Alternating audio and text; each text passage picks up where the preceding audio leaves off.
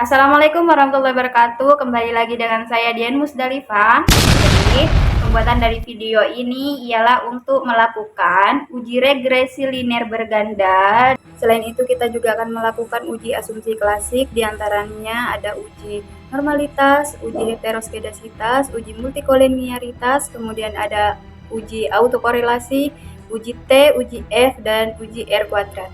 Baik, sebelum kita melakukan uji regresi linear berganda, pertama-tama kita harus menginput data tabulasinya dulu. Pada program SPSS ini, kita klik New Dataset. Setelah itu kita klik variabel View. Kemudian pada kolom name kita masukkan variabel-variabelnya dulu. Di sini ada variabel X1, kemudian X2, kemudian X3 dan variabel Y. Enter. Kemudian pada kolom desimal ini kita ganti 0 semua ya. Kita ganti 0.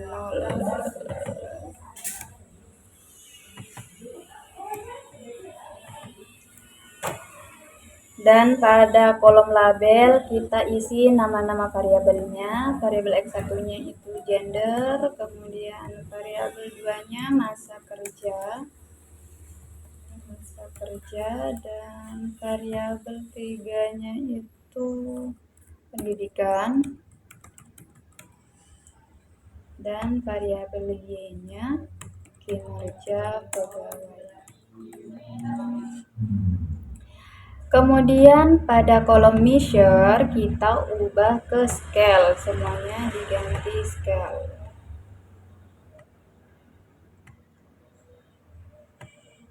Setelah itu klik data view. Nah, pada data view ini kita isi data tabulasinya. Nah, setelah kita copy, kita klik analysis, kemudian pilih regression linear. Nah, selanjutnya pada dialog ini kita taruh kinerja pegawai di variabel dependent dan variabel lainnya di independent. Setelah itu pada statistik ini kita klik statistik, lalu kita centang deskriptif, kemudian collinearity diagnostik juga kita centang, Durbin Watson juga dicentang, setelah itu continue, kemudian klik plot. Pada spreadsheet ini kita taruh di Y dan Z-spread ini kita taruh di X. Setelah itu kita centang histogram dan normal probability plot, kemudian klik continue. Setelah itu klik OK. Nah, setelah kita input semua data, baru kita bisa melihat hasil uji regresi linear dan uji asumsi klasik lainnya. Kita masuk ke uji normalitas. Untuk dasar pengambilan keputusan saya ambil dari Imam Ghazali, yang dimana menurut Imam Ghazali model regresi dikatakan bersih normal jika data plotting titik-titik gambarkan data sesungguhnya mengikuti garis diagonal. Nah, untuk melihat hasilnya kita bisa lihat di gambar probability plot.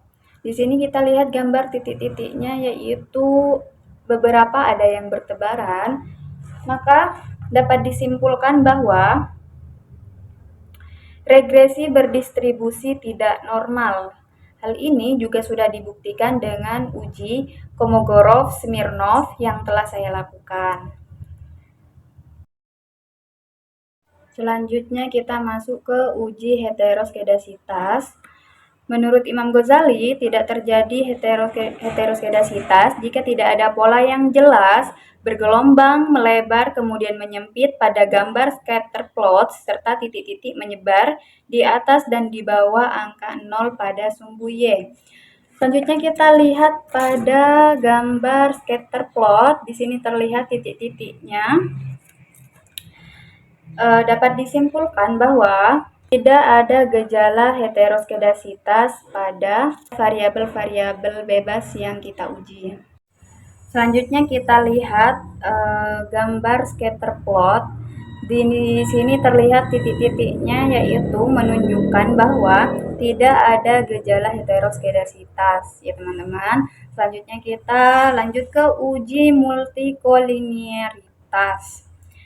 Menurut Imam Ghazali, tidak terjadi gejala multikolinearitas jika nilai tolerans lebih besar dari 0,100 dan nilai VIF lebih kecil dari 10,00.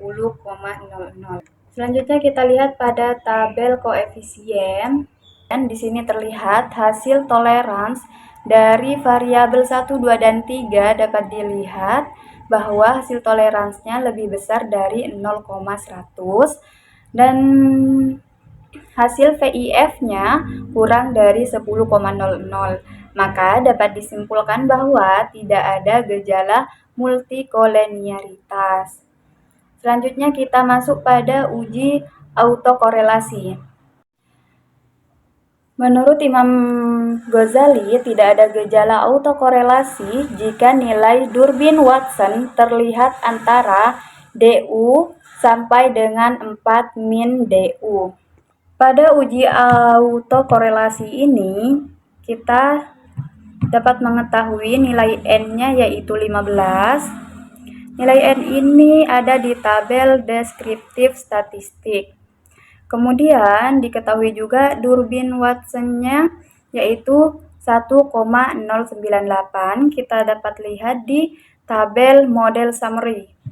Kemudian untuk DL-nya itu dan DU, saya sudah menyiapkan tabel Durbin-Watson-nya. Kita buka dulu tabelnya.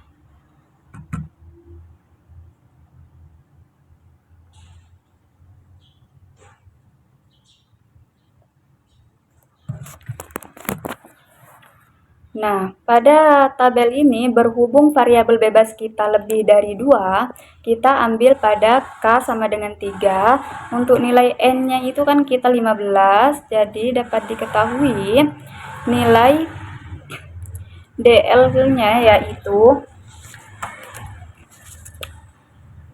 nilai DL-nya 0,8140 dan nilai DU-nya yaitu 1,7501. Nah, untuk 4 min DU-nya itu hasilnya 2,2499. Nah, dari hasil uji autokorelasi dapat disimpulkan bahwa terdapat gejala autokorelasi pada variabel-variabel yang kita uji. Selanjutnya kita masuk pada uji T. Menurut Imam Ghazali, jika nilai sig lebih kecil dari 0,05, maka artinya variabel independen atau variabel X secara parsial berpengaruh terhadap variabel dependen atau variabel Y. Hasil uji T dapat kita lihat pada tabel koefisien pada kolom sig. Pada variabel pertama, X1, hasilnya lebih dari 0,05. Kemudian pada variabel kedua atau X2, masa kerja hasilnya juga lebih dari 0,05. Kemudian pada variabel X3 ini, bagian pendidikan, variabelnya kurang dari 0,05. Maka dapat disimpulkan bahwa gender dan masa kerja tidak berpengaruh terhadap kinerja pegawai, sedangkan pada variabel X3 yaitu pendidikan berpengaruh terhadap kinerja pegawai. Nah, selanjutnya kita masuk pada uji F. Nah, menurut Imam Ghazali, jika nilai sig lebih kecil dari 0,05, maka artinya variabel independen atau variabel X secara simultan berpengaruh terhadap variabel Y. Nah, untuk mengetahui uji F, kita lihat pada tabel ANOVA.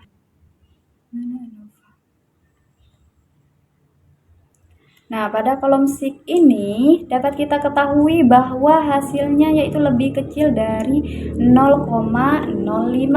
Maka dapat disimpulkan bahwa ketiga variabel independen secara bersamaan berpengaruh terhadap variabel dependen secara simultan berpengaruh terhadap variabel Y. Selanjutnya kita masuk ke uji R kuadrat. Dapat kita lihat pada model summary, pada tabel model summary, berhubung variabelnya ada 3, kita ambil hasil pada kolom adjusted R square, hasilnya yaitu 0,398. Nah, apabila ini diganti dalam bentuk persentase, maka hasilnya 39,8%.